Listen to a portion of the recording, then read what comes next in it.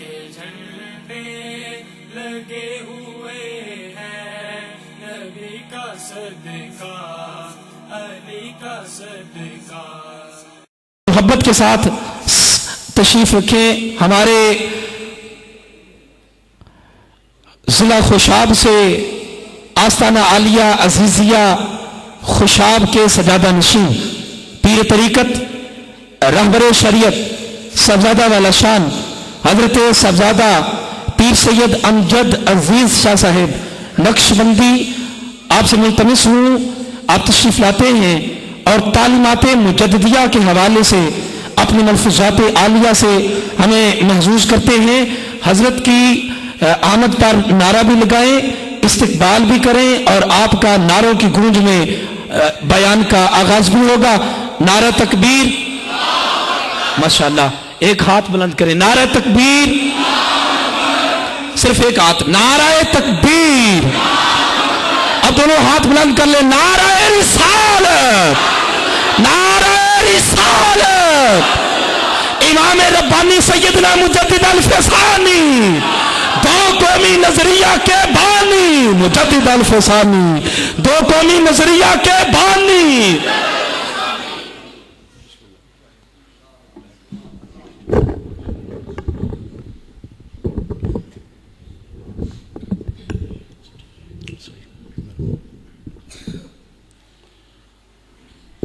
نحمد و نصلی و نسلم علی رسول الکریم، اما بعد، فاعوذ باللہ السمیع العلیم من الشیطان الرجیم، بفضل اللہ تعالی، بسم اللہ الرحمن الرحیم۔ قال اللہ تبارک و تعالی فی القرآن المجید، قد افلح من تزکا وذکر اسم ربی فصلی بل تؤثرون الحیاۃ الدنیا والآخرۃ خیر وابقی۔ صدق اللہ مولانا العظیم۔ ان اللہ وملائکتہ یصلون علی النبی یا ایھا الذین آمنوا صلوا علیہ وسلموا تسلیما۔ اللہم صلی علی سیدنا محمد وعلی آل سیدنا محمد واصحاب سیدنا محمد وبارک وسلم صلی علیہ۔ الصلاۃ والسلام علیک یا سیدی یا رسول اللہ، الصلاۃ والسلام علیک یا سیدی یا حبیب اللہ، الصلاۃ والسلام علیک یا امام الانبیاء والمرسلین، الصلاۃ والسلام علیک یا خاتم النبیین، الصلاۃ والسلام علیک یا شفیع المذنبین، الصلاۃ والسلام علیک یا رحمۃ للعالمین۔ تمام تعریفیں اللہ مجدو کے لیے جو کائنات کا پالنہار رب ہے، اور بے حد درود و سلام سرکار دو عالم نور مجسم احمد مجتبیٰ محمد مصطفیٰ علیہ السلام کی ذات اقدس کے لیے جو ہمارے ہادی رہنما اور محسن کائنات ہیں۔ حمد و صلوات کے بعد قابل صد تکریم جناب صاحبزادہ حضرت علامہ پیر سید احمد فاروق شاہ صاحب دامت برکاتہم العالیہ اور دیگر معزز علماء کرام، بزرگوں اور دوستوں، ساتھیوں،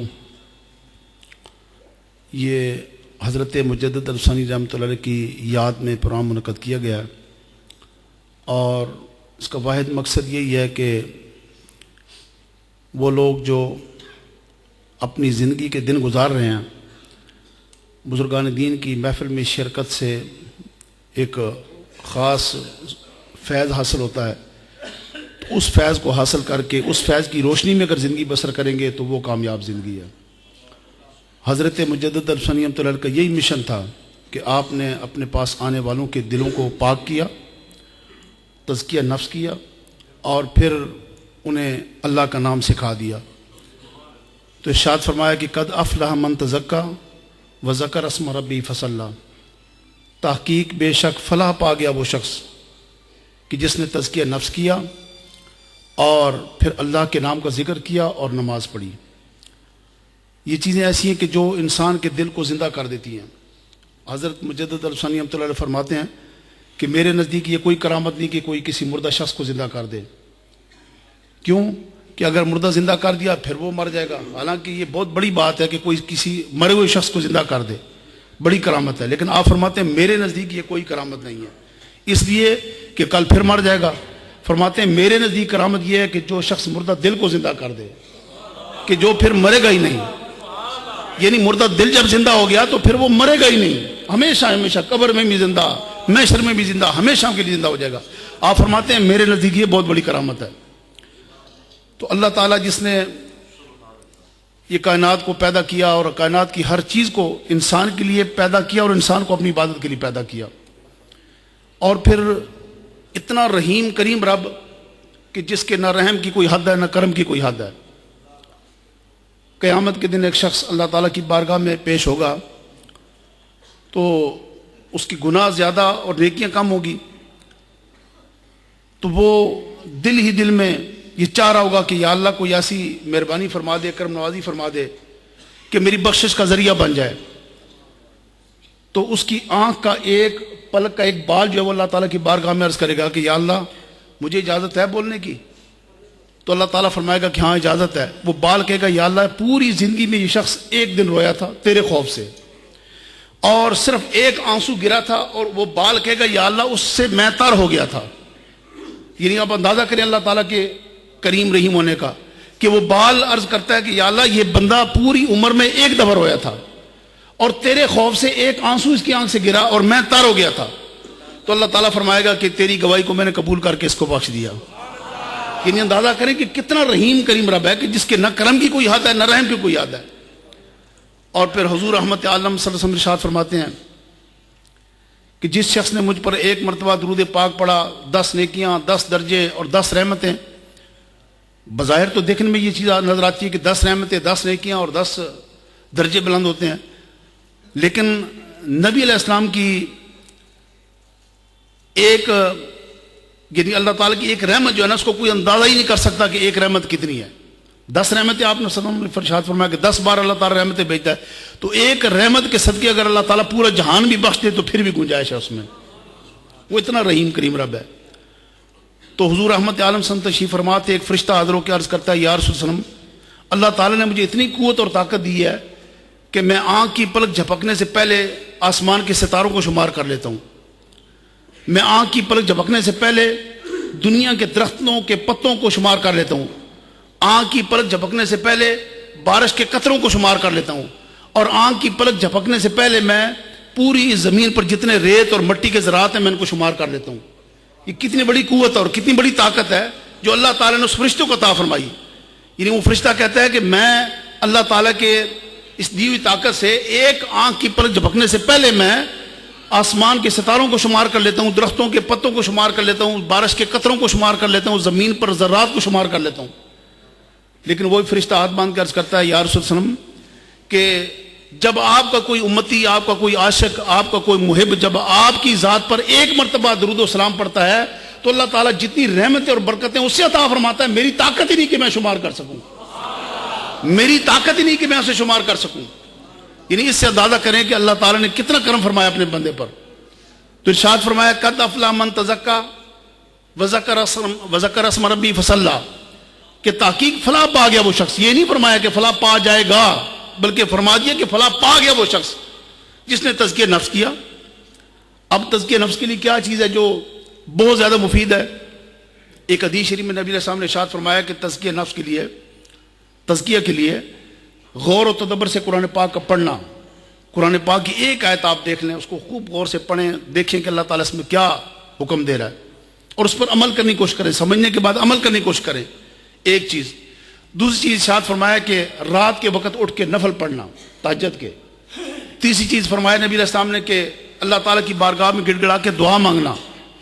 اور چوتھی چیز نبی علیہ السلام نے ارشاد فرمایا کہ پیٹ کو بھوکا رکھنا، یعنی بہت کم کھانا. اور پانچویں چیز نبی علیہ السلام نے ارشاد فرمایا کہ اولیاء کی صحبت اختیار کرنا، نیک لوگوں کی صحبت اختیار کرنا. کہ جب نیک لوگوں کی صحبت میں بندہ بیٹھتا ہے تو یک زمانہ صحبت باولیاء بہتر 7 سالہ طاعت بیریا. ایک لمحہ کے لیے اللہ تعالیٰ کے ولی کے پاس بیٹھنا 100 سالہ بیریا عبادت سے زیادہ بہتر ہے. یہ 5 چیزیں نبی علیہ السلام نے بیان فرمائی کہ یہ وہ چیزیں جو انسان کے من کو پاک کرتی ہیں. اور اس کے بعد پھر ارشاد فرمایا کہ وذکر اسم ربی فصلی، اور اللہ کے نام کا ذکر کیا اور پھر نماز پڑھی. جب تزکیہ نفس ہو جائے نا تو پھر ایک بار ذکر کرنے کا پتہ ہے کتنا درجہ ہے؟ ایک سانس میں ذکر کرنا. حضرت سلطان باؤ رحمۃ اللہ علیہ ارشاد فرماتے ہیں کہ جب بندہ اپنے رب کا ایک سانس میں ذکر کرتا ہے، ایک بار ذکر کرتا ہے، تو وہ اس کا ایک سانس قیمتی ہیرا بن کے اللہ تعالیٰ کی بارگاہ میں جمع ہو جاتا ہے. اور اس قیمتی ہیرے کی قیمت کیا ہے؟ فرماتے ہیں کہ پوری دنیا و مافیا جو اس کے اندر ہے، سونا چاندی مال جائیداد سب کچھ بیچ دیا جائے تو پھر بھی اسے ایک سانس کے برابر نہیں ہو سکتا. تو اندازہ کریں کہ رب کائنات نے اپنے بندے کو کتنی کرم نوازی اللہ تعالیٰ نے فرمائی کہ ایک سانس کی یہ قیمت ہے کہ پوری دنیا میں مل کر اس کی قیمت ادا نہیں کر سکتی.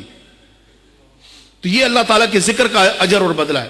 اسی لیے اللہ تعالیٰ فرماتا ہے الا ان اولیاء اللہ لا خوف علیہم ولا هم یحزنون، خبردار میرے ولیوں کو کوئی خوف نہیں. کیوں؟ کہ انہوں نے ایک بار نہیں، 2 بار نہیں، 100 بار نہیں، 1000 بار نہیں، دن رات میں 24,000 بار سانس میری بارگاہ میں جمع کیے ہوئے ہیں، جبکہ ایک سانس کی یہ قیمت ہے. اور پھر ارشاد فرمایا کہ ذکر کرنے کے ساتھ ساتھ اپنے رب کی نماز پڑھی.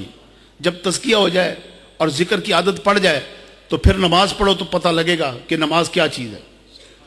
صرف نماز اس کا نام نہیں کہ سجدہ رکوع کر لیا بس نماز ہوگی، بلکہ الصلاۃ معراج المومنین، رب تعالیٰ کا فرمان، حدیث قدسی کہ الصلاۃ معراج المومنین، کہ نماز تو مومن کی معراج ہے.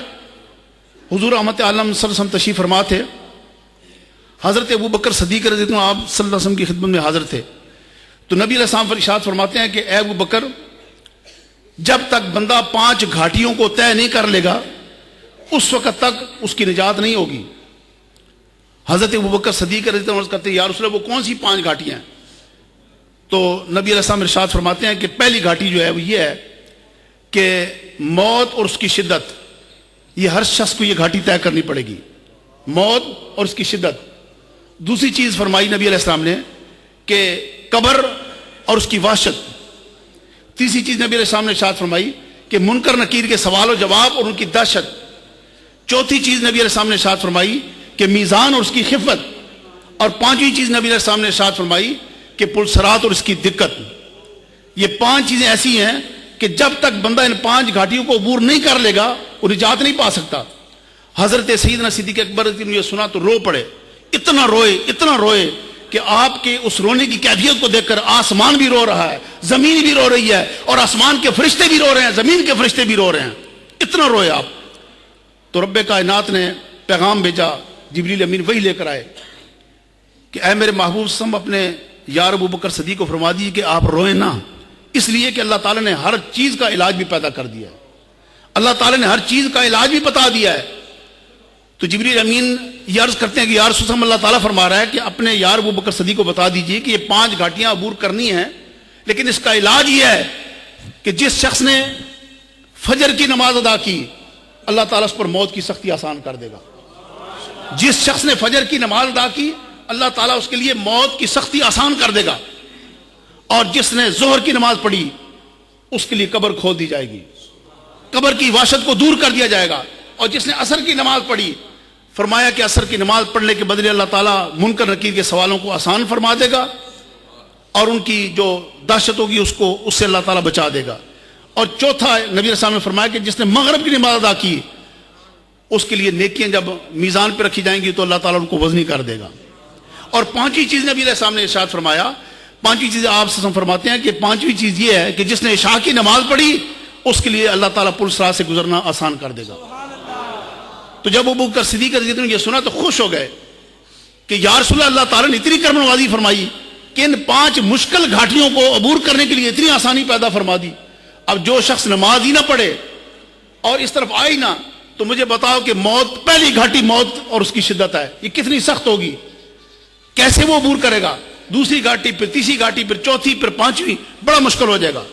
اس لیے 5 نمازیں ہر انسان پڑھے، اپنے بچوں کو پڑھائے، گھر والوں کو پڑھائے، کہ اس ایک ایک نماز کی برکت سے اللہ تعالیٰ یہ ساری تکلیفیں دور فرما دے گا.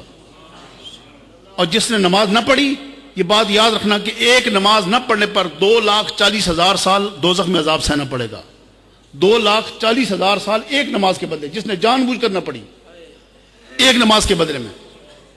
قرآن پاک میں ارشاد فرمایا کہ حافظوا علی الصلوات والصلاۃ الوسطیٰ، کہ نمازوں کی حفاظت کرو، خاص کر درمیانی نماز کی.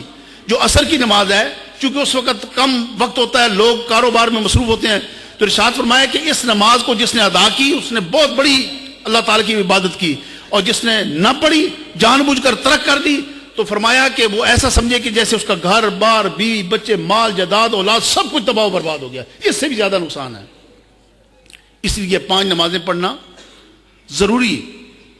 اور پھر اللہ تبارک و تعالیٰ تو اتنا رحیم کریم ہے کہ جس نے نبی علیہ السلام جیسا ہمیں آقا عطا فرمایا کہ آپ سب نے قدم قدم پر رہنمائی فرمائی اور قدم قدم پر اس بات کی کوشش کی کہ میرے امتی دوزخ کے عذاب سے بچ جائیں. لیکن ہماری حالت یہ ہوگی کہ ہم خود بخود دوزخ کی طرف جاتے ہیں. خود بخود سستی، غفلت اور یہ ساری باتیں ہمارے اندر موجود ہیں. بزرگان دین کی پاکیزہ محفلوں کا مشن یہی ہوتا ہے کہ انسان کا تزکیہ نفس ہو، وہ اللہ کا ذکر کرنا سیکھ لے اور نماز پڑھے. یہ باتیں ایسی ہیں کہ جو دنیا میں بھی فائدہ اور آخرت میں بھی فائدہ ہے. دنیا میں بھی اس کا فائدہ اور آخرت میں بھی فائدہ ہے.